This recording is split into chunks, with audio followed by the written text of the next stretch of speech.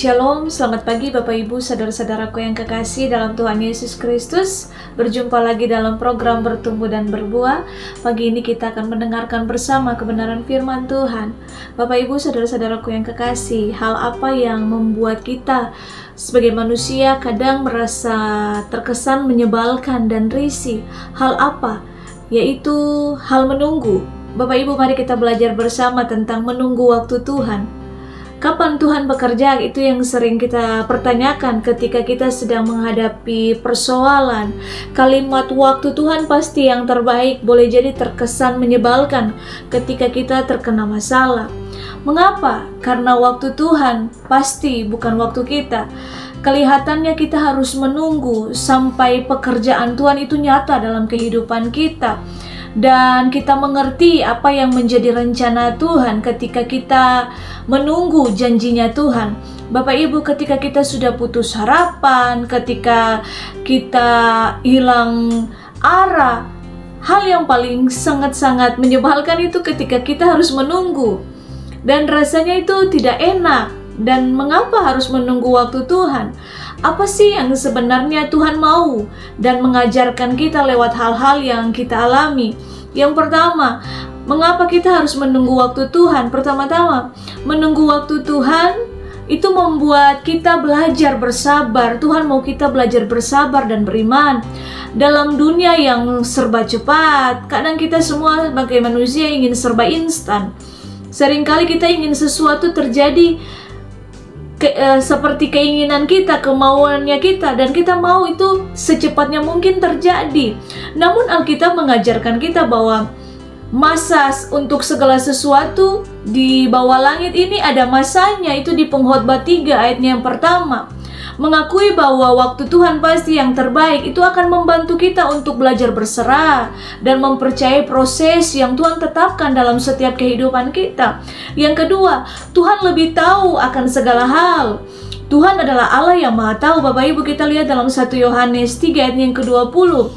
Ia memiliki rencana yang seringkali tidak bisa kita lihat sebagai manusia ketika masalah datang. Namun Tuhan akan tetap menolong kita. Boleh jadi ketika Tuhan sedang menyuruh kita untuk menunggu, itu berarti Tuhan sedang mendidik kita, Bapak Ibu. Bisa jadi ketika Tuhan suruh kita menunggu, Tuhan mau kita itu belajar bersabar dan belajar mengandalkan Dia dan tidak memakai kekuatan diri kita sendiri.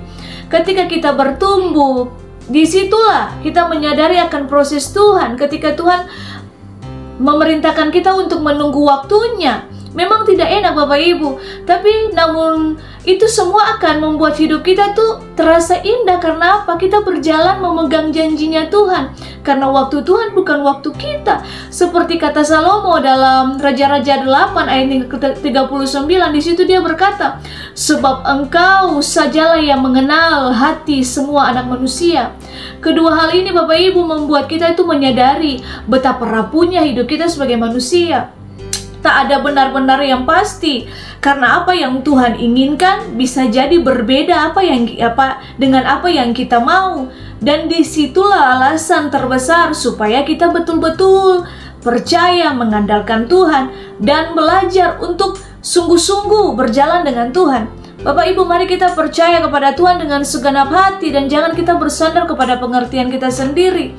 Cara Tuhan dengan cara manusia itu berbeda Bapak Ibu. Ketika kita mencoba memaksakan kehendak kita, waktu kita seringkali akan merasakan kekecewaan, kita akan kecewa. Sebaliknya, cara Tuhan bekerja itu jauh berbeda Bapak Ibu.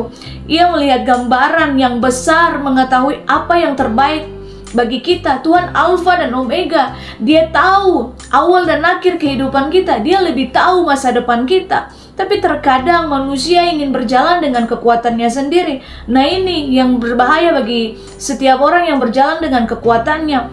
Bapak Ibu, kita ambil kesimpulan untuk mari kita berjalan dengan prosesnya Tuhan. Kita tetapkan hati untuk belajar, untuk berserah kepada Tuhan.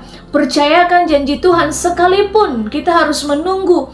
Kita belajar dari Abraham, kita belajar dari Yusuf, kita belajar dari Daud.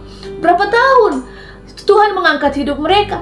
Bertahun-tahun Bapak Ibu, bahkan belasan tahun, puluhan tahun. Tapi mereka berserah, mereka tidak menyerah, tapi mereka menunggu janjinya Tuhan.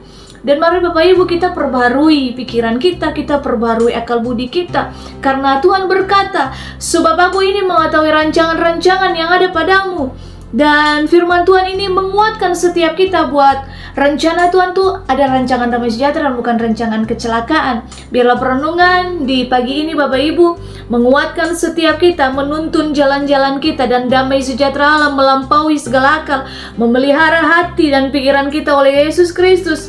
Menunggu waktu Tuhan akan membawa damai sejahtera, dan damai sejahtera itu tidak akan bisa diberikan. Dunia tidak akan bisa berikan damai sejahtera itu. Kiranya Tuhan Yesus memberkati, kasih karunia Tuhan senantiasa memelihara langkah kehidupan kita. Tuhan Yesus memberkati. Immanuel.